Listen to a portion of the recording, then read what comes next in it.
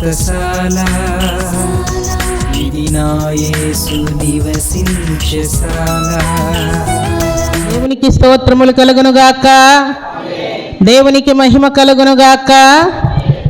ఇక్కడ ఒక సందర్భాన్ని మీ జ్ఞాపకం చేస్తాను.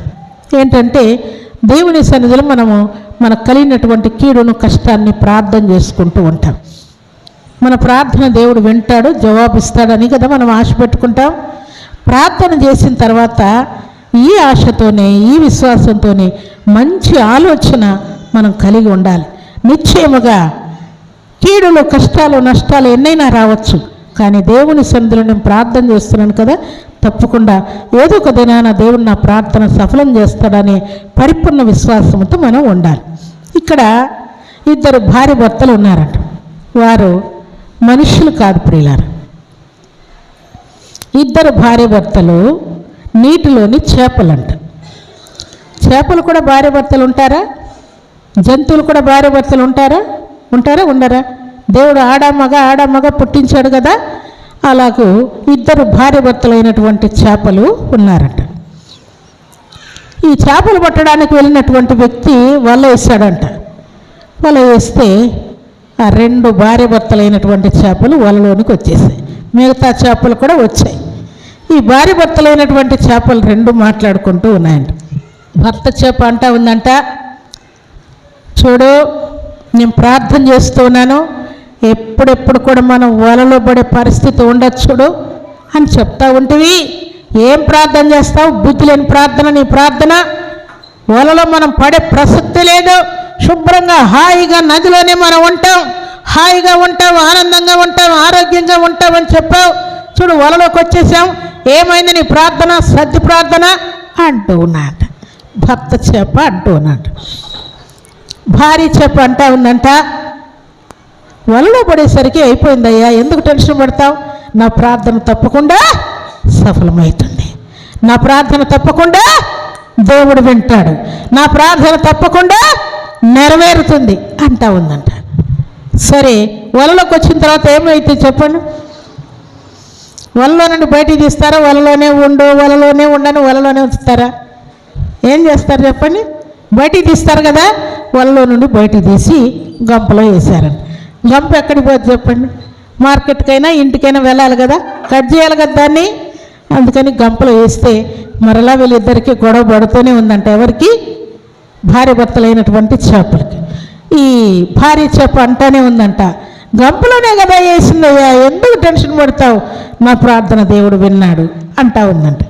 భర్త మాత్రం ఇలాగా విశ్వాసంతో సతాయిస్తూనే ఉన్నాడంట. గంపలో నుండి నేరుగా ఇల్లు చేరింది. భర్త చేప, భార్య చేప రెండు ఇల్లు చేరాయంట. ఇల్లు చేరిన తర్వాత భర్త వచ్చి, మా చేపలు తెచ్చాను చూడు, ఎంత హుషారుగా ఉన్నాయనుకుంటున్నావు, ఎగిరెగిరి పడుతున్నాయి, చచ్చిన తెచ్చాను అనుకునేవు, ఎగిరెగిరి పడుతూ ఉన్నాయి, చాలా శుభ్రంగా ఉంటాయి, దుర్వాసన ఉండదు, చాలా టేస్ట్ ఉంటుంది, జాగ్రత్తగా ఉండు అని భర్త భార్యకి వార్నింగ్ ఇస్తూ ఉన్నాయంట. ఇవన్నీ చేపలు వినుకుంటూ భర్త చేప అంటూనంట, ఇంకేముంది అయిపోయింది, కత్తిపొడి దగ్గరకు వచ్చేసాం కదా, కట్ చేస్తారు, ఇంకేముంది అంటూ ఉన్నాయంట. అప్పుడు కత్తిపొడి దగ్గరకు వచ్చినా దేవుడు నా ప్రార్థన వింటాడు, దేవుడు నా ప్రార్థన జవాబిస్తాడు. నువ్వు ఎంతన్నా చెప్పుకో, నువ్వు దేవుణ్ణి ఏమైనా దూషించు, నన్ను ఏమైనా దూషించు, నేను మాత్రం నా దేవుడు నా ప్రార్థన వింటాడని మాత్రం విశ్వాసంతో ఉంటాను అంటా ఉందంట. ఈయనేమో కత్తిపొడి దగ్గరకు వచ్చామో అయిపోయింది, కత్తిపొడి దగ్గరకు వచ్చేసామో అయిపోయింది అని భర్త చేప అంటూ ఉన్నాడు. సరే, ఆమె తీసుకొని వచ్చి ఒక పెద్ద ప్లేట్లో వేసి నీళ్ళు పోసిందంట. దాంట్లో నీళ్ళు పోసి కొంచెం పైన ఏమైనా గలీజు ఉంటే కొంచెం ఎగిరెగిరి పడకుండా ఉంటాయి నీళ్ళల్లో ఉంటే అని నీళ్ళు పోసి బేసిన్ నిండా నీళ్ళు పోసి శుభ్రంగా ఉంచిందంట. భర్త చేప గురుగుతూనే ఉన్నాయంట. భార్య చేప మాత్రం దేవుడు నా ప్రార్థన ఆలకించాడు, దేవుడు నా ప్రార్థన ఆలకించాడు అంటా ఉందంట. సరే, ఆమె దాంట్లో నీళ్ళు పోసి కత్తిపెట్టి తెచ్చుకోవడానికని లోపలికి ఇంట్లోకి వెళ్ళిందంట. వెళ్ళేసరికి చూస్తూ ఉండగానే కుంభవర్షం కురిసిందంట. పెద్ద వర్షం వచ్చేసిందంట.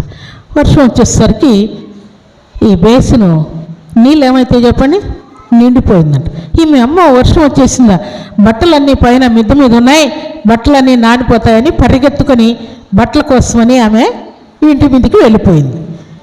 ఇంటి మీదకి వెళ్ళిపోయి బట్టలన్నీ తెచ్చుకొని శుభ్రంగా ఇంట్లో వేసుకునేసరికి ఆమె ముద్దయిపోయింది, బట్టలన్నీ తడిచిపోయినాయి, పెద్ద వర్షం పడిపోయింది.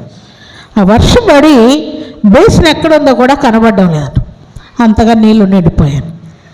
ఈ చేప ఎగురుకుంటూ, చూడు ఏమైంది నా ప్రార్థన, ఎగురుకుంటూ శుభ్రంగా నీళ్ళల్లో ఎగురుకుంటూ పక్కనే ఒక చిన్న కాలువ ఉందంట. ఈ పెద్ద వర్షానికి ఆ కాలువ కూడా పెద్ద కాలువ అయిపోయి మొత్తము ప్రవహిస్తూ ఉన్నాయంట నీళ్ళని. ఇది బేసిన్లో నుండి ఎగిరి భర్తను కూడా లేపుకొని 2 చేపలు ఎగురుకుంటూ ఆ చిన్న కాలువలోకి వెళ్ళిపోయాయంట. దేవునికి స్తోత్రములు కలుగునుగాక, దేవునికి మహిమ కలుగునుగాక.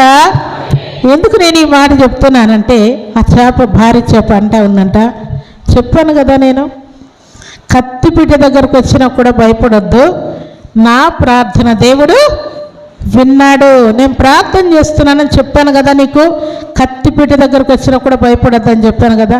ఇప్పుడు ఏం చేశాడు చూడు, ఆమె కత్తి ఎక్కడ పోయిందో, ఆమె బేసిన్ ఎక్కడ పోయిందో, వారు వండుకునే పరిస్థితి ఎక్కడ పోయిందో, వారు కొనుక్కున్నటువంటి పరిస్థితి ఏమైందో, దేవుడు నన్నే గెలిపించాడు, శుభ్రంగా నదిలోకి వచ్చి పడేసాం, ఇంకేముంది అని భార్య చేప భర్తను ధైర్యపరిచిందంట.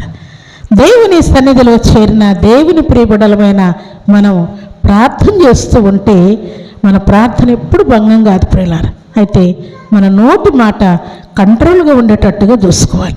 ప్రార్థన, ఇటు ప్రార్థన చేస్తాను, ఇట్లు బూతు మాటలు మాట్లాడతాను, ఇటు ప్రార్థన చేస్తుంటాను, ఇటు కొట్లాడుతూ ఉంటాను, ఇటు ప్రార్థన చేస్తుంటాను, అటు తాగుతూ ఉంటాను, ఇటు ప్రార్థన చేస్తుంటాను, ఇటు అల్లరి పనులు చేస్తూ ఉంటాను, భర్తను మోసం చేస్తాను, భార్యను మోసం చేస్తాను, అమ్మ నాన్నను మోసం చేస్తాను, కుమారుణ్ణి కోడల్ని మోసం చేస్తాను.